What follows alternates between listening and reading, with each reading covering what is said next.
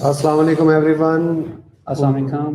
उम्मीद है आप सब लोग ठीक ठाक होंगे और आपका लॉन्ग वीकेंड जो है उसमें आपने पढ़ाई ज़रूर की होगी। हाँ, लास्ट टाइम हारिस हमने क्या पढ़ाया था? मुझे लगता है कोई मज़ेदार चीज़ पढ़ाई थी, है हाँ, ना? लास्ट टाइम हमने बहुत ही मज़ेदार चीज़ पढ़ी थी। आखिरी और लेक्चर में तो बड़ी विजुअल किस्म की थी, हाँ? जी, और हमने मतलब उसके ऊपर इस तरीके से उसको हमने देखा था शायद कि कुछ बच्चों के तो मैंने कमेंट्स भी देखे थे और मुझे मैसेजेस भी आए थे कि सर कि इस तरीके से हमने न्यूरल नेटवर्क्स को जो है ना इस एंगल से कभी पहले नहीं देखा कि हम उसको इस तरह से भी ट्वीक करके बिल्कुल ऐसे ही, एक्सपेरिमेंटेशंस कर सकते हैं। बिल्कुल ऐसे ही है। ज़बरदस्त। तो लास्ट वीक में हमने अपनी जो मॉडल एवेलुएशन है वो वाइंड अप की थी और उसके बाद फिर हमने टेंसर फ्लो प्लेग्राउंड में प्ले किया था। प्लेग्राउंड आपको पता है ओपन एआई का प्लेग्राउंड, और भी हमने उसमें भी काफ़ी एक्सपेरिमेंटेशन की थी। और उसके बाद फिर हमने टेंसर फ्लो में प्लेग्राउंड यूज़ किया था, लेकिन उसमें कुछ मुश्किल मुश्किल लफ्ज़ थे जो हमने आपको सिर्फ इंट्रोड्यूस करवाए थे। सर, टेंसर फ्लो में हर बार सेम न्यूरॉन्स के साथ डिफरेंट रिजल्ट क्यों आता है? ओह! ये तो बड़ा आसान सा जवाब है इसका, इसलिए कि आपका जब भी आप नया न्यूरल नेटवर्क बनाते हैं तो उस न्यूरल नेटवर्क में दो पैरामीटर होते हैं, वेट और बायस, जो शायद अभी हमने इंट्रोड्यूस नहीं करवाया है ना। अभी हमें नहीं इंट्रोड्यूस तो हुए। वो हर बार रैंडमली इनिशियलाइज होते हैं, और जब रैंडमली इनिशियलाइज होते हैं तो उसके बाद फिर आप ट्रेनिंग करते हैं, और उस ट्रेनिंग के बाद आपका रिजल्ट जो है वो ठीक होता है, मॉडल ट्रेन इसमें होता सर है। ये जो बात हमने की ना इससे मुझे बड़ी एक मज़े की चीज़ याद आई कि अक्सर हम यूनिवर्सिटीज़ में भी असाइनमेंट करते थे, तो जब न्यूरल नेटवर्क की बारी आती थी ना तो न्यूरल नेटवर्क्स की असाइनमेंट जो बच्चे चीट करते थे ना उनको इसी तरीके से पकड़ा जाता था कि कोई भी न्यूरल नेटवर्क जो दो लोगों ने सेपरेट बनाया है वो सेम पॉइंट से इनिशलाइज नहीं हो रहे होंगे, उनका सेम वे में बिहेव नहीं होगा और उनका सेम रिजल्ट कभी भी नहीं आ रहा होता। दो जिन्होंने सेपरेट नए स्क्रैच से न्यूरल नेटवर्क्स बनाए होंगे वो हमेशा डिफरेंट रैंडम वैल्यू से इनिशियलाइज होते हैं, उनकी जो लॉस है उनका जो एक कर्व है वो डिफरेंट होता है, तो वहाँ से ना बहुत सारे बच्चों की निशानदेही हो जाती थी। जनाब, कैसे हैं आप? इरफान भाई ठीक ठाक हैं? अल्हम्दुलिल्लाह ठीक ठाक। अस्सलाम वालेकुम एवरीवन। देखिए कहाँ कहाँ से मैं लेक्चर ज्वाइन कर रहा हूँ। नहीं, ज़बरदस्त, बिल्कुल। आपने सो मुझे काम पे लगाया हुआ डॉक्टर साहब, कैसे करें यार? आप साहब ने मेरे अब एक्सपैंड मुसाफिर करना भी बनाया तो हुआ है मुझे ज़रूरी है ना। आपने।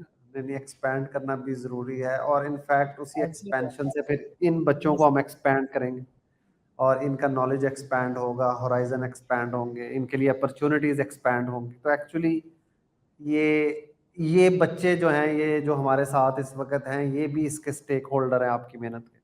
हाँ, नो डाउट अबाउट दैट। देखिए हमेशा जो लोग अभी ये देख रहे होंगे कि मैं कभी कहाँ से लेक्चर में आ रहा हूँ, कभी कहाँ से, अगर आपने कुछ चीज़ समझनी है, आपने कुछ लेना है, तो ये है कि अगर आपने कल को किसी को जाके कुछ समझाना है, किसी को हेल्प आउट करना है, इंस्पायर करना है या मोटिवेट करना है, तो आज आप खुद पे काम करो। आप कैसे जाके लेक्चर दे सकते हो कि यार स्टार्टअप बनाओ, इंटरनेशनल कंपनीज बनाओ, इंटरनेशनल एक्सपेंशन करो, जब आपने खुद भी नहीं की।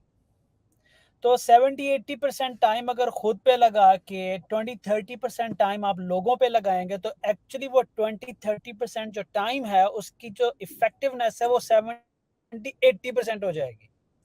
लेकिन अगर आप 70-80% सिर्फ बातें करेंगे और खुद पे मेहनत नहीं करेंगे तो वो 70-80% की वैल्यू 7-8% भी नहीं रहनी, बल्कि आप दूसरों का भी नुकसान कर रहे होंगे, क्योंकि जितने लोग आपके कहने कदम उठाएंगे, पे कदम उठाएंगे, तो उनमें से जो होंगे खुदा ना ख्वास्ता वो आपके जिम्मे होंगे, क्योंकि आपने एक ऐसे रास्ते पे लोगों को चलाया जिसके बारे में आपको खुद नहीं पता था।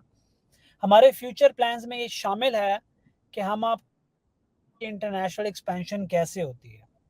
कंपनी तो बना ली पाकिस्तान, अब इंटरनेशनल इसको एस्टेब्लिश कैसे करना है। तो जो लोग आज हमें जानते हैं, वो ये सफ़र देख रहे हैं, ये स्ट्रगल देख रहे हैं, शायद वो लोग हमारे स्टेक होल्डर हैं। जैसे अभी डॉक्टर साहब ने बड़ा राइट वर्ड बोला कि आप स्टेक होल्डर हैं इस चीज़ के अंदर, क्योंकि जो भी हो रहा है आपके सामने हो रहा है। This is very very important for all of you. और जो आजकल का जो टॉपिक है ना डॉक्टर साहब, मैं आपको बताऊं कि पिछले जो 2-3 दिनों से मेरी मीटिंग्स हो रही है ना, हम्म।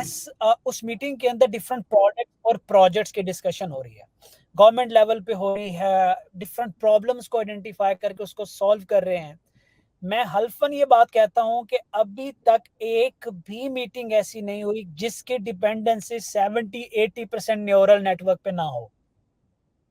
जब वो बिल्कुल सही। बात कर रहे होते हैं तो मेरे दिमाग में आ रहा है तो अच्छा ठीक है, ये लगना है, ये लगना है, ये लगना है। तो इससे आप प्लीज अंदाजा लगा रहे हैं कि आज ये जो लेक्चर है उसकी अहमियत क्या है प्रैक्टिकली।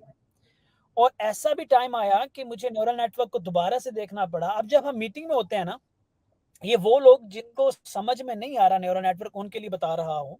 जब हम कन्वर्सेशन में थे ना डॉक्टर साहब, अभी मैं एक मीटिंग करके निकला हूँ, तो होता बिल्कुल क्या सही। है कि जिसकी वोकैबुलरी और कॉन्सेप्ट स्ट्रांग होते हैं, कुछ लोग ऐसे होते हैं जो बात कर रहे होते हैं कि जी ये जो मसला है ना आपका, ये आर्टिफिशियल इंटेलिजेंस से हम सॉल्व कर देंगे, आपका ये प्रोडक्ट एआई से कर देंगे।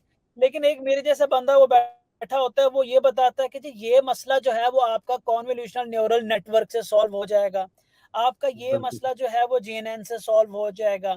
जब आप डीप डाउन जाके टेक्निकल बात करते हैं तो प्रोजेक्ट विन करने की जो प्रोबेबिलिटी है वो आपकी बढ़ जाती है। तो कमिंग बिल्कुल टू द सही। पॉइंट कि आप जो सीखते हैं, या तो आप प्रैक्टिशनर बनोगे, जो डॉक्टर साहब भी हमेशा कहते हैं प्रैक्टिशनर बनोगे, या आपका एक्सपोजर और नॉलेज इतना बढ़ जाएगा कि आप बात करने के काबिल हो जाएंगे, जिससे प्रोजेक्ट और बिजनेस आना शुरू होता है and eventually you become a practitioner. So please अगर थोड़ा मुश्किल लगे तो डू द वर्क, सारा कुछ करें, लेकिन इसको छोड़ना नहीं है, इसको पढ़ना है, इसमें से गुजरना है इंशाल्लाह। आज का एजेंडा जो है वो न्यूरल नेटवर्क ही को हम कंटिन्यू करेंगे। लास्ट टाइम हमने बच्चों को प्ले ग्राउंड पे एक बड़ा बेसिक सा आइडिया दिया था कि what to expect from neural network. आज हम पिछली बार हमने बहुत सारे लफ्ज़ जो हैं वो बच्चों को उनसे गाइड नहीं किया था। तो आज हम पहले बताएंगे कि उन लफ्ज़ों को हम हाइपर पैरामीटर कहते हैं और हाइपर पैरामीटर होते क्या हैं, और उसके बाद एक एक हाइपर पैरामीटर की थोड़ी सी हम एक्सप्लेनेशन देंगे और देखेंगे कि क्या इफ़ेक्ट होता है उस हाइपर पैरामीटर का न्यूरल नेटवर्क पे। और इसके लिए हम आज प्लेग्राउंड भी यूज़ कर रहे हैं जी, हारिस। प्लेग्राउंड भी यूज़ करेंगे और नोटबुक भी होगी तो। और हाँ, आखिर में फिर हम एक बिल्कुल बेसिक सा न्यूरल नेटवर्क जो है टेंसर फ्लो को यूज़ करते हुए इम्प्लीमेंट करेंगे। अच्छा, आज की जो इम्प्लीमेंटेशन है ना वो हम ज़रा तेज़ी से गुजार देंगे ताकि आप चीज़ को एक्शन में देख लें। और उसके बाद नेक्स्ट जो कल का लेक्चर है हम उसी नोटबुक को पकड़ेंगे और उसको बड़े आराम आराम से बताएंगे आपको कि यार इस जगह क्या हुआ था, टेंसर फ्लो में ये वाला कंस्ट्रक्ट जो है डेंस का क्या मतलब है, फ्लान लेयर का क्या मतलब है, लॉस फंक्शन का क्या मतलब है, और इनको कौन कौन सी पॉसिबिलिटीज़ हैं, आपकी हिडन लेयर में क्या लगाना है, आउटपुट लेयर में क्या लगाना है। सो ये चीज़ें जब आप एक दफ़ा सारी चीज़ चला लेंगे ना तो इन चीज़ों की सेंस ज़्यादा बननी शुरू हो जाएगी। तो इसलिए आज हम एक न्यूरल नेटवर्क इम्प्लीमेंट करके टेंसर फ्लो में रन करेंगे और देखेंगे कि वो कैसा रिजल्ट देता है। बिल्कुल। बेहतरीन। चलें हारिस, मेरा ख्याल है फिर हम स्टार्ट करते हैं। मैं एक एग्जांपल बिल्ड करता हूँ हारिस, आपने उसको ना प्रैक्टिकली बताना है। दो चीजें उसमें कवर हो जाएंगी, learning rate and hyper parameter. Okay. तो उसमें क्योंकि सवाल मुझे ऑलरेडी वसूल हो गए थे इसके ऊपर। इट्स लाइक दिस डॉक्टर साहब, अगर मैं कहीं मिस्टेक करूँ तो मुझे जरूर करेक्ट कीजिएगा। कि मैं आप ऐसा समझें कि आपके हाथ में कुछ बॉल्स हैं, क्रिकेट बॉल समझ लें, कोई भी बॉल है, और आप एक बास्केट अपने से 10 मीटर दूर प्लेस करते हो, और आपका एजेंडा ये है कि आपने बॉल को 10 मीटर दूर खड़े होकर बास्केट के अंदर फेंकना है। ठीक है, और आपके पास 10, 15, 20 बॉल हैं, कितनी भी हो सकती हैं। तो जब आप पहला बॉल बास्केट में फेंकते हो, या वो बास्केट के आगे गिरेगा या वो बास्केट से पहले गिरेगा। दूसरा बॉल आप फेंकने से पहले पहले बॉल की ट्रेजेक्टरी को चेंज करोगे, या उसकी थोड़ा सा जो डिग्री है वो बढ़ाओगे या उसकी डिग्री कम करोगे। राइट। तो यहाँ पे आप एक पैरामीटर को एडजस्ट कर रहे हो ताकि आपका बॉल जो है, जो ट्रेजेक्टरी है वो ठीक हो जाए और आपका बॉल बकेट में जाना शुरू हो जाए। अगर आप ट्रेजेक्टरी जो है वो थोड़ी सी इंक्रीज करते हो तो बॉल पहले ही गिरता रहेगा, लेकिन अगर आप ढेर सारी बढ़ा देते हो तो बॉल और दूर जाके गिरेगा या रैंडम हो जाएगा थोड़ा सा। सो बेसिकली जो आप उस ट्रेजेक्टरी की वैल्यू को बदल रहे हो वो एक पैरामीटर है, क्योंकि 10 मीटर दूर आपने वो बकेट रखी हुई है, वो भी एक पैरामीटर है जिसको आप चेंज नहीं कर रहे। आपने 10 बॉलें फेंकनी है, वो भी एक पैरामीटर है, आप चेंज नहीं कर रहे, लेकिन एक ट्रेजेक्टरी पैरामीटर है, आप उसको चेंज कर रहे हैं। तो न्यूरल नेटवर्क को जब आप ट्रेन करते हुए जिन पैरामीटर्स को आप चेंज करते हैं खुद से ट्रेनिंग बेटर करने के लिए, आप उनको हाइपर पैरामीटर्स कहते हैं। और जो लर्निंग रेट है, जब आप देखते हैं कि 15 बॉलों में से कितनी बॉलें चेंज करने के बाद कितनी इंप्रूवमेंट हो रही है, कितनी बॉलें बास्केट में जाना शुरू हो गई या बॉलें कितनी करीब जा रही हैं, तो you can technically call it a learning rate कि आपकी ट्रेजेक्टरी कितनी इंप्रूव हो रही है।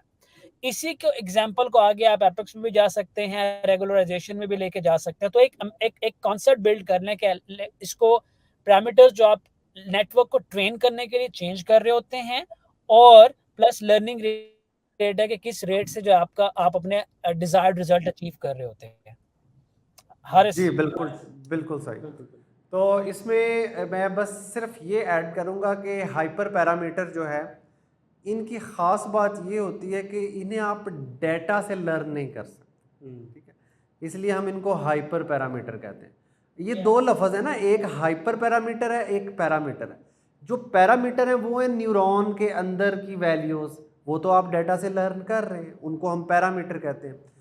इन्हें जो इरफान ने अभी एग्जांपल दी, जैसे लर्निंग रेट एक हाइपर पैरामीटर है, तो इरफान की एग्जांपल इसलिए रेलेवेंट है कि ट्रेजेक्टरी आपको डेटा से नहीं पता चलेगी, वो आपको अपनी सेंस से पता चलेगी, आपको अपनी प्रैक्टिस से पता चलेगी कि यार कंप्यूटर विजन का जो मॉडल बनाना है उसमें ये हाइपर पैरामीटर ज़्यादा अच्छा काम करते हैं। लेकिन अगर मैंने लॉग्स जो हैं वो सिस्टम की उनकी क्लासिफिकेशन करनी है तो डिफरेंट हाइपर पैरामीटर अच्छे रहेंगे। अगर मैंने नेचुरल लैंग्वेज प्रोसेसिंग में मॉडल बनाना है तो फिर यार ये डिफरेंट टाइप के हाइपर पैरामीटर जो हैं ये मुनासिब रहेंगे। सो यू सी, जो हाइपर पैरामीटर हैं वो मोर ऑफ एन आर्ट हैं रेदर देन साइंस, क्योंकि वो आप डेटा से लर्न नहीं कर सकते। तो मैंने दो लफ्ज़ बताए हैं, एक हाइपर पैरामीटर है और एक पैरामीटर है। पैरामीटर आप डेटा से लर्न कर सकते हैं, ट्रेनिंग जब आप करते हैं न्यूरल नेटवर्क की तो आपके पैरामीटर्स अपडेट होते हैं, ठीक है। लेकिन हाइपर पैरामीटर आप डेटा से लर्न नहीं कर सकते, वो आप ट्रायल एंड एरर से जो है डेवलप करते हैं। इसकी एक मिसाल मैं ये देता हूँ कि जो लोग सहरा में रहते हैं या जंगल में रहते हैं, वो जब जंगल में जाते हैं ना तो उनकी एक डिफरेंट सेंस ऑन हो जाती है कि यार जंगल में इस जगह कोई मसला होगा, ये रास्ता लेंगे तो ये रास्ता में जल्दी ले जाएगा। हालांकि वो सेंस आम कोई दूसरा बंदा जो जंगल के करीब नहीं रहता उसमें नहीं होगी। तो ये सेंस जो है ना, ये सेंस उस बंदे में कैसे पैदा हुई? जंगल का सफ़र कर करके। या सहरा वाले बंदे में वो सेंस कैसे पैदा हुई? सहरा का सफ़र कर करके। तो इसी तरह जब आप बार बार अपने नए से नए न्यूरल नेटवर्क्स बनाएंगे ना तो ऑटोमेटिकली आपके अंदर एक सेंस डेवलप हो जाएगी कि यार किस किस्म के प्रॉब्लम पे क्या हाइपर पैरामीटर रखें तो रिज़ल्ट अच्छा आ जाता है। तो ट्रायल एंड एरर, और ये मोर ऑफ एन आर्ट है रेदर देन साइंस। तो आपने फ़र्क हमेशा याद रखना है, पैरामीटर डेटा से लर्न करते हैं, hyper parameter trial and error और एक्सपीरियंस से लर्न कर, ठीक है। और लर्निंग रेट जैसा कि इरफान ने बताया वो भी एक हाइपर पैरामीटर है। जो एग्जांपल सर ने भी दी और आपको जो सर ने बताया कि जो हाइपर पैरामीटर ये आपके एक्सपीरियंस से लर्न होते हैं। जो बास्केटबॉल वाली आपकी एग्जांपल थी, अब आप उसके अंदर पैरामीटर्स आप अगर आप इमेजिन करना स्टार्ट करें तो आपके पैरामीटर्स क्या हो सकते हैं? आपका एक पैरामीटर हो सकता है कि आपने कितनी फोर्स के साथ फेंकना है, दूसरा पैरामीटर हो सकता है कि आपकी हाइट कितनी होनी चाहिए ट्रेजेक्टरी की, आप उस पर जो है वो फेंक रहे हैं, तीसरा है कि आपका डिस्टेंस कितना ज़्यादा होना चाहिए, चौथा है कि आपकी जो बास्केटबॉल की हाइट है अमूमन तो वो फिक्स्ड होती है, लेकिन अगर आपके पास वो भी वेरिएबल होता है तो वो भी एक पैरामीटर के तौर पे आ जाता है। अब आप फर्स्ट टाइम जब फेंकेंगे तो आपने एक सर्टेन फोर्स लगाई, उसकी एक वैल्यू, आपने एक सर्टेन हाइट रखी उसकी ट्रेजेक्टरी की, उसकी एक वैल्यू।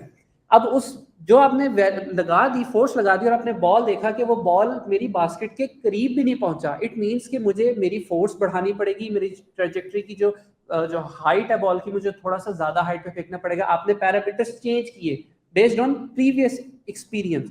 जब आप उसको इंक्रीज करेंगे आपकी बॉल उसके करीब जाएगी मजीद, फिर आप दोबारा से अपनी एक्सपीरियंस की बेस पे फोर्स थोड़ी सी और ज्यादा लगाएंगे कि अच्छा मैं थोड़ी सी फोर्स और ज्यादा लगाऊंगा, ये बास्केट के बिल्कुल करीब या कोई चांस है कि वो बास्केट के अंदर ही जो है वो चला जाए। तो एक्सपीरियंस की बेसिस पे आप ये पैरामीटर्स की वैल्यू को ट्वीक करते हैं, चेंज करते हैं, और एट द एंड आपका जो रिजल्ट है, डिज़ायर रिजल्ट है, वो मिल जाता है। अब डिज़ायर रिजल्ट की जब बात की तो हमारे केस में सबसे इंपॉर्टेंट चीज़ ये है कि ये डिफाइन करना कि हम करना क्या चाहते हैं। हम हाइपर पैरामीटर्स को चेंज करें तो हम एट द एंड रिजल्ट क्या लेना चाहते हैं। तो रिजल्ट की जब बात आती है तो फिर हम लॉस की तरफ जाते हैं कि हमने लॉस की तरफ जाते हैं। जो हमारा एंड गोल है वो ये है। बास्केटबॉल वाले एक केस में कि सवाल का हमने जवाब एक जी सवाल जी का जवाब देने दें। जी जी हारिस, एक सवाल का जवाब देने दें। अच्छा है, ये समझ लें कि हमने बहुत पहले एक बात कही थी कि मॉडल अगर सही परफॉर्म नहीं कर रहा तो हम उसको फाइन करते हैं, ठीक है, ताकि वो उसकी परफॉर्मेंस बेहतर हो। उसको हाइपर पैरामीटर के साथ कंफ्यूज ना कीजिएगा, वो एक डिफरेंट तरीका भी होता है। डॉक्टर साहब इस पर ज़रा रोशनी डाल दें। जब हम रीइंफोर्समेंट की और इस तरह की बात कर रहे थे, मेरे ख्याल में हम ये पढ़ा चुके हैं कि जहाँ मॉडल को हम पेनलाइज करते हैं बिल्कुल वो डिफरेंट बिल्कुल तरीके से होता है, और जैसे अभी बिल्कुल डेटा बिल्कुल वाली बात की हाइपर पैरामीटर वो नहीं होता। कर दें। बिल्कुल। देखिए, जब आप किसी मॉडल को फाइन ट्यून कर रहे हैं ना, तो इसका मतलब है कि वो मॉडल ऑलरेडी ट्रेंड है। अब आपके पास ना लिमिटेड एक्सेस है कि आप उसके साथ क्या कर सकते हैं। तो आप उसे अपना नया डेटा दिखा रहे हैं। इसकी मिसाल यूँ लें कि एक बंदा जो है वो पीएचडी इंग्लिश है। आप कहते हैं कि यार आप पीएचडी इंग्लिश हैं, मैंने आपको हिस्ट्री सिखानी है। तो चूँकि वो ऑलरेडी एक प्रोसेस से गुजरा है तो उसको हिस्ट्री जल्दी समझ में आ जाएगी। लेकिन अब कोई अगर जो है वो मेरे जैसा चिट्टा अनपढ़ है, तो उस बेचारे को अगर आप कहें चल भाई तू ये हिस्ट्री की चीज़ें पढ़, तो पहले तो वो इंग्लिश सीखेगा उसके बाद जब उसकी एबीसीडी सीधी होगी तो उसके बाद बेचारा वो कोई फिर हिस्ट्री का थोड़ा बहुत पढ़ने लगेगा, तो उसको ट्रेन करने में ज़्यादा टाइम लगेगा। तो ये जो फाइन ट्यूनिंग है, इट्स लाइक कि आप पढ़े लिखे आदमी को कोई नई चीज़ पढ़ा रहे हैं तो वो जल्दी पढ़ लेगा। लेकिन जब आप स्क्रैच से न्यूरल नेटवर्क पढ़ाते हैं तो इसका मतलब है कि आप एक बिल्कुल जैसे छोटे बच्चे को नहीं ट्रेन कर रहे होते, जिसको कुछ भी नहीं पता, कुछ प्रीवियस नॉलेज नहीं है, तो उसको पढ़ाने और सिखाने में डेफिनेटली बहुत ज़्यादा टाइम लगेगा। तो फाइन ट्यूनिंग पढ़े लिखे को नई चीज़ पढ़ाना, और जो स्क्रैच से हम मॉडल इम्प्लीमेंट करके ट्रेन करते हैं, इसका मतलब है कि बिल्कुल किसी नए बंदे को पढ़ाना जिसको पढ़ाई लिखाई का कुछ नहीं पता, तो उसको आपको ट्रेन करने में ज़्यादा टाइम लगेगा। ओके, तो हम अपने अभी हम मेरा ख्याल हाइपर पैरामीटर पे थे जी। कोई क्वेश्चन है? बेस्ट हो गया की मूविंग। मैं कमेंट्स देख रहा हूँ आज इनके। ज़बरदस्त। ओके, तो अभी हम हाइपर पैरामीटर की बात कर रहे थे।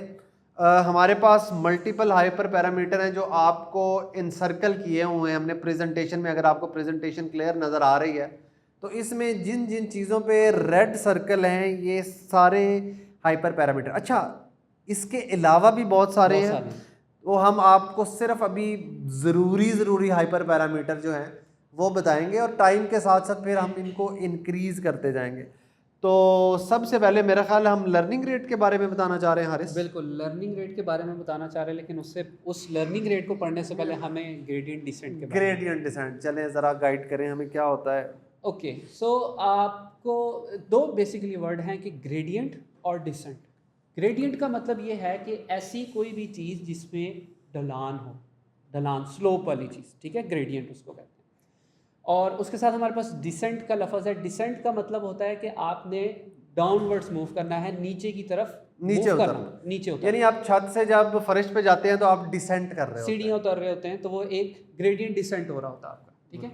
तो अब ये जो लफ्ज़ है ग्रेडियंट डिसेंट, अब इसका आपके मशीन लर्निंग के या लर्निंग रेट से क्या ताल्लुक है। तो इमेजिन करें कि आप एक पहाड़ पे खड़े हैं, ठीक है, और आपका ये गोल है कि आपने सबसे लोएस्ट पॉइंट पे जाना है, लेकिन शर्त यह है कि आपकी आंखों पे पट्टी बंदी, आपको कोई रास्ता नज़र नहीं आ रहा, ठीक है। अब इसको थोड़ा कनेक्ट करें। जो पहाड़ की टॉप है, पीक है, वो लॉस की मैक्सिमम वैल्यू है जहाँ से आपने स्टार्ट किया है अपने न्यूरल नेटवर्क को ट्रेन करना। और जैसे जैसे आप पहाड़ से नीचे उतरते जाएंगे, इसका मतलब है कि आप अपने एंड गोल की तरफ मूव कर रहे हैं, लोएस्ट पॉइंट की तरफ जा रहे हैं, मतलब लॉस को उस पॉइंट पे जा रहे हैं जहाँ पे लॉस सबसे कम है, ठीक है। तो अब आपका गोल क्या है कि आपने ऐसे पॉइंट पे जाना है जहाँ पे लॉस सबसे कम है। इन अदर वर्ड्स कि आपने हाइट से मिनिमम लोएस्ट पॉइंट पे पहुँचना है, लेकिन आपको रास्ता नहीं पता, आपकी आंखों पे पट्टी बंधी, ठीक है। तो अब आप एक असम्पशन ये है कि इसका मतलब है कि आपको सुपरमैन होना चाहिए ताकि आप फिसलें तो आपकी हड्डियां ना टूटें, है ना, ये बड़ी ज़रूरी चीज़ है। बिल्कुल। सो आप अज्यूम करें कि आप सुपरमैन हैं और आपकी आंखों पे पट्टी बंधी हुई है, फिर हारिस भाई की एग्जांपल रेलेवेंट होती है, वरना तो बड़ा मसला हो जाएगा पट्टी बांध के पहाड़ से उतरने वरना का। हम और disclaimer प्लीज़ देंगे। इसकी जो है ना, आपने इसको अप्लाई नहीं करना Do not पट्टी try बांध this के। anywhere. हाँ, do not try this anywhere until unless you are Superman, then we don't mind. Okay, तो अब इमेजिन करें कि अब आप इस सिचुएशन में हैं, आप क्या करेंगे? आपके पास ये ऑप्शन है कि आपकी आंखें बंद है, लेकिन आप ये कर सकते हैं कि आप रैंडमली मूव करना स्टार्ट कर दें किसी भी डायरेक्शन में, ऐसी डायरेक्शन जहां पे आपको ये फील होना स्टार्ट हो जाए कि मैं नीचे की तरफ उतर रहा हूं, ग्रेडियंट ढलान पे डिसेंट कर रहा हूं, नीचे की तरफ जा नीचे रहा की हूं। तरफ। अब उसमें भी एक चीज़ आती है कि आप कितनी स्पीड से चलना चाहते हैं, कितनी स्पीड से उतरना चाहते हैं। आपके पास ये ऑप्शन है कि आप कैंगरू की तरह छलांगे मारते हुए नीचे चले जाएं, ठीक है। दूसरी ऑप्शन ये है कि आप ये कहते हैं कि नहीं, मैं छलांगे नहीं मारना चाहता, मैं बिल्कुल छोटे छोटे स्टेप्स लूँगा, छोटे छोटे कदम लूँगा, और जहाँ जहाँ से मुझे लग रहा होगा मैं नीचे जा रहा हूँ, उन कदमों, उन्हीं स्टेप्स को लेते हुए मैं नीचे जाता जाऊँगा और एक पॉइंट आएगा कि मैं लोएस्ट पॉइंट पे पहुँच जाऊँगा। तो ये 2 सिनेरियो मैंने आपको बताए। तो जब आप छलांगे मारते हुए नीचे जाएंगे, तो अब अगर तो आपकी छलांग बड़ी है तो होगा ये कि आप छलांगे मारते हुए नीचे जा तो रहे हैं, लेकिन अब आपको एग्जैक्टली ये नहीं पता चल रहा कि आपका जो लोएस्ट पॉइंट है वो कहाँ पे आएगा। क्यों? इसकी आपको एक विजुअली आपको अगर दिखाया जाए तो आप लोगों को ज़्यादा एक चीज़ क्लियर होगी कि ये आपके सामने एक कर्व ग्राफ नज़र आ रहा है। इमेजिन करें कि ये 2 पहाड़ों के बीच वाली एक पोर्शन। जी हाँ सर। हारिस, हाँ आपने बेसिकली एक चीज करेक्ट कर लें एग्जांपल में कि क्योंकि अगर आप एक पहाड़ की एग्जांपल देंगे तो उसका अल्टीमेट जो फर्स्ट पॉइंट होगा वो ग्राउंड होगा, तो ग्रेडियंट बिल्कुल डिस्टेंस में कॉल फंक्शन जो है आपका लॉस ही होगा, इंक्रीज नहीं होगा दोबारा, क्योंकि दूसरा पहाड़ तो बिल्कुल है नहीं सामने। तो अगर आप 2 बिल्कुल, वो मैं पहाड़ हैं दिखाना। सामने तो आप एक दफा फ्लोर टच करेंगे और एक वक्त आएगा जब दूसरे पहाड़ पे चढ़ना शुरू कर देंगे, वहां से आपका पीक बढ़ना शुरू हो जाएगा, पर वहां की कंफ्यूजन होगी।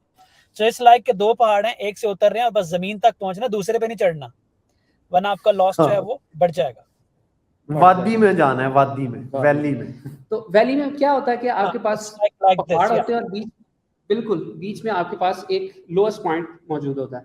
तो अब आप जब बड़ी बड़ी छलांगे लगा रहे होंगे तो ऐसा भी हो सकता है कि जब आप लोएस्ट पॉइंट के करीब पहुंचने लगे हो, लेकिन आपने बड़ी सी उसी तरीके से छलांग लगाई और आप दूसरे पॉइंट के दूसरे पहाड़ के उसी पॉइंट पे चले ऊंचाई गए, वाले पॉइंट पे ऊंचाई चले वाले गए। पॉइंट पे चले गए। फिर आपने क्या किया कि आप छलांगे मारी, आपने एक छलांग मारी, आपको लगा ये तो मैं हाइट गेन करने लगा हूँ, आपने डायरेक्शन बदली, फिर छलांग मारी, फिर आप वापस दूसरे पहाड़ के उसी पॉइंट पे चले ऊंची वाली गए। जगह पे फिर अब पहुंचे। आपको वो लोएस्ट पॉइंट नहीं मिल रहा। इसी तरीके से कि अगर आप छोटे स्टेप्स लेके आना स्टार्ट करें, तो अब आप छोटे स्टेप्स तो ले रहे हैं और आपको ये भी पता चल रहा है मैं लोएस्ट पॉइंट पे जा रहा हूँ, और करते करते एक पॉइंट आएगा कि आप लोएस्ट पॉइंट पे पहुँचेंगे, आप थोड़ा सा आगे मूव करेंगे, आपको पता चल जाएगा कि यार मैं तो फिर दोबारा से हाइट गेन करने लगा हूँ, और आपकी डायरेक्शन बदलेगी और वापस आप लोएस्ट पॉइंट पे आ जाएंगे। ठीक है, ये स्ट्रेटेजी आपको दिखाई। इसी तरीके से अब इस स्ट्रेटजी में ये जो आपकी छलांग का साइज है ना, हाँ ये छलांग का साइज लर्निंग रेट है। बिल्कुल। जी इरफान, आप कुछ कह रहे थे? एक चीज ऐड कर दें आप इसको थोड़ा कर लें कि फॉर एग्जांपल आपने वो एक बुलंदी से जमीन की तरफ आ रहे हैं, मैं आपसे कहता हूं कि आप ऐसे आओ कि आप ना 3 मीटर की एक रॉड लो और आप मीटर का लिया, क्योंकि अगर आपके पास सपोर्ट है जो आपका लोएस्ट पॉइंट है वो 11 मीटर पे होगा, आप 3 मीटर नीचे आएंगे, दूसरा मीटर नीचे आएंगे 6 मीटर, तीसरा 3 मीटर नीचे आएंगे, जब चौथा आप स्टेप लेंगे तो आप लोएस्ट पॉइंट क्रॉस कर जाएंगे, क्योंकि आपका लोएस्ट पॉइंट जो था वो 11 मीटर पे था और जो आपके पास स्टिक है वो 3 मीटर की है। तो आप 3 मीटर जब करके आए, आप पहुंच तो जल्दी गए, लेकिन जब आपने चौथा स्टेप लिया तो आप अल्टीमेट जो लोएस्ट पॉइंट था वो क्रॉस कर गए। अब आप क्या करते हैं, 3 स्टिक की बजाय एक फुट की स्टिक ले लें, अब वो आपको 11 दफा करना पड़ेगा, 0 पॉइंट आगे नहीं जाएंगे। इस वजह से आप स्टेप्स को छोड़ा ताकि आप अल्टीमेट पॉइंट मिस करके आगे ना निकल जाए, just to build the story. बिल्कुल ऐसा, मुझे बिल्कुल याद सही, आएगा जब मैं पढ़ रहा था जबरदस्त, बचपन। बिल्कुल ऐसा ही है। और यही स्टेप मैंने कहा था, क्योंकि जब भी अब हम लर्निंग रेट कहें ना, तो आपके जहन में आ जाना चाहिए छलांग का साइज क्या। छलांग अगर बड़ी लगाएंगे तो तेजी से पहुंच जाएंगे लो पॉइंट की तरफ। अच्छा, ये जो लो पॉइंट है ना, यानी कि दो पहाड़ों के दरमियान जो लोएस्ट पॉइंट है, इस पे जब हम पहुंचते हैं तो इसे हम कहते हैं कि हम कन्वर्ज कर गए। कन्वर्ज कर ठीक है, गए, बिल्कुल साथ साथ मैंने कहा आपकी एआई की लैंग्वेज भी हम डेवलप करते जाए ना, बिल्कुल। तो सबसे हम जब कन्वर्ज करते हैं इसका मतलब है कि हम दोनों पहाड़ों के दरमियान जो वैली है यानी जो वादी है उसके लोएस्ट पॉइंट पे पहुंच गए हैं, और यहाँ पहुंचना ही हमारा मकसद होता है। तो जब हम स्टेप साइज यानी कि कदम का साइज या रॉड का साइज, जैसा कि इरफान ने भी बताया, ज़्यादा रखेंगे तो हम तेज़ी से तो चले जाएंगे, लेकिन हो सकता है कि हम वादी का जो सबसे लोएस्ट पॉइंट है वो मिस कर जाएं, आगे चले जाएं। लेकिन अगर हम स्टेप साइज यानी लर्निंग रेट कम रखेंगे तो छोटे छोटे कदम उठाते जाएंगे, टाइम ज़रा ज़्यादा लगेगा कन्वर्ज करने में यानी कि लोएस्ट पॉइंट पे पहुंचने में। लेकिन हमें ये यकीन होगा कि जब हम लोएस्ट पॉइंट पे पहुंच जाएंगे ना, तो हम गलती से दोबारा ऊपर नहीं चढ़ना शुरू कर देंगे। बिल्कुल। ठीक है, तो ये जो स्टेप साइज है इसे हम लर्निंग रेट कहते हैं। तो अब लर्निंग रेट का लफ्ज़ जब भी आपने सुनना है, आपके ज़हन में आ जाना चाहिए कि पहाड़ से उतरते हुए मेरे कदम या मेरी छलांग का साइज़ कितना। ठीक है, और हमने कन्वर्ज होना है, यानी हमने अपनी जो सबसे मिनिमम पॉइंट है हमारी वादी का दो पहाड़ों के दरमियान, उस पे पहुंचना है। तो ये कन्वर्जेंस का मतलब है कि अब न्यूरल नेटवर्क ट्रेन हो गया। बिल्कुल। जिस तरह कि आपको आई होप कि जो स्क्रीन है उसके ऊपर भी दोनों चीज़ें नज़र आ रही, कन्वर्जेंस और डाइवर्जेंस। पहली आपकी जो लेफ़्ट साइड पे आपको स्क्रीन शो हो रही है, उसके अंदर अगर आप ध्यान से देखेंगे तो जो लर्निंग रेट है वो कम है, जिसकी वजह से जो आपका लॉस, ये जो रेड पॉइंट है ये आप हैं, इमेजिन कर लें ये आप पहाड़ पे खड़े हुए हैं और आप नीचे की तरफ जा रहे हैं, यहाँ पे आपके स्टेप्स कम हैं। तो हो ये रहा है कि आप लो स्टेप करते करते करते ग्रेडियंट डिसेंट किया आपने, हाइट आपकी कम होती गई और आप लोएस्ट पॉइंट पर पहुंच गए। जबकि राइट साइड पे जो आपकी फिगर आपको शो कर रही है वो ये है कि पॉइंट पे, जिस पॉइंट पे आप खड़े हुए थे वहाँ से आपने बड़े बड़े स्टेप्स लेना स्टार्ट किए।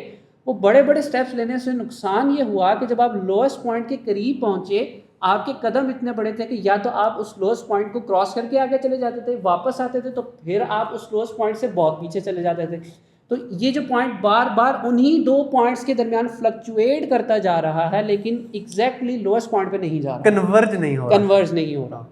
ठीक है, तो इसलिए स्टेप साइज जो है हमारी कोशिश होती है कि अनटिल अनलेस हमें पता नहीं है कि हम क्या कर रहे हैं, हम इसको छोटा ही रखते हैं। बिल्कुल ठीक, तो साथ साथ टेक अवे भी हम जो है वो डिस्कस करते जाएं। ठीक है। ओके जी, तो लर्निंग रेट मुझे उम्मीद है कि हमारा काफ़ी क्लियर हो गया होगा। ये आपकी छलांग का साइज़ है या आपके कदम का साइज़ है कि आप कन्वर्ज होना चाहते हैं, और कदम का साइज़ क्या होगा। गुड हारिस, मेरा ख्याल अब हम अगला आगे मूव जो है उस पर मूव करते हैं। और हाँ, बताएं बैच मतलब? साइज। ठीक है, अच्छा, लफ्ज़ मुश्किल सा है लेकिन बड़ी आसान चीज़ है। आपको सर याद है ना? हाँ, मसला बताते हैं पहले। मसला बताएं। मसला ये, फ़र्ज़ करें आप एक न्यूरल नेटवर्क ट्रेन करने लगे और आपके पास बहुत ज़्यादा डाटा आपको मिल गया। आपका जो कंप्यूटर है वो आपने अपना जो सिस्टम रखा हुआ उसकी थोड़ी सी रैम है और थोड़ी सी मेमोरी है। अब आपने क्या करना है, वो न्यूरल नेटवर्क ट्रेन करना है। जब आप न्यूरल नेटवर्क ट्रेन करने लगते हैं तो ऑब्वियसली आपने उसको डाटा भी देना है सारा। आप क्या करते हैं, उसको सारा डाटा उठा कर दे देते हैं और आपका जो सिस्टम कहता है भाई मेरे पास तो इतनी मेमोरी नहीं है, मैं कहाँ पे रखूँ इतना सारा डाटा जो ट्रेनिंग के वक्त मैंने रखना है और उसको मैंने देखना है और मैंने ट्रेन होना है और फिर मैं ट्रेन होने के बाद मुझे यूज़ किया जाएगा। तो सिस्टम लिमिटेशन आ गई कि आप सारा डाटा अपना एक साथ नहीं दे सकते न्यूरल नेटवर्क को इसकी ट्रेनिंग के लिए। एक बड़ी आसान एग्जांपल भी है। फ़र्ज़ करें हम कल आपको कहते हैं यार ये जो जितने आपने लेक्चर्स पढ़े हैं ना, इन सब का परसों टेस्ट है। अब लेक्चर तो आपने बहुत सारे पढ़े हैं, तो अब क्या होगा, हमने पूरे सारे लेक्चर का डाटा आपको इकट्ठा ही थमा के कहा चलो भाई परसों टेस्ट की तैयारी कर दो। तो आपका ब्रेन जो है वो ओवरवेल्म्ड हो जाएगा। इसी तरह कंप्यूटर की मेमोरी भी ओवरवेल्म्ड हो जाती है। लेकिन हमें पता है कि यार चूंकि बच्चे जो हैं वो पढ़ने की कोशिश कर रहे हैं और ये डाटा बहुत ज़्यादा है, तो क्यों ना हम इसको छोटे छोटे पीसीज में डिवाइड करके थोड़ा थोड़ा डाटा इन्हें दें, ताकि ये पहले 2 लेक्चर तैयार कर ले, फिर अगले 2 लेक्चर तैयार कर ले, फिर अगले 2 लेक्चर से सीख ले, फिर और इस तरह करते करते ये सारे के सारे लेक्चर से सीख लें। बिल्कुल। तो अब हमने क्या किया, बजाय ये कि हमने 20 के 20 लेक्चर आपको एक ही बार सिखाने की बजाय हमने आपको थोड़े थोड़े लेक्चर से सिखाना शुरू किया। तो अब आपने सिमिलरली एक मॉडल ट्रेन करना है और आपके पास बहुत सारे इमेजेस हैं या आपके पास बहुत सारा डाटा है।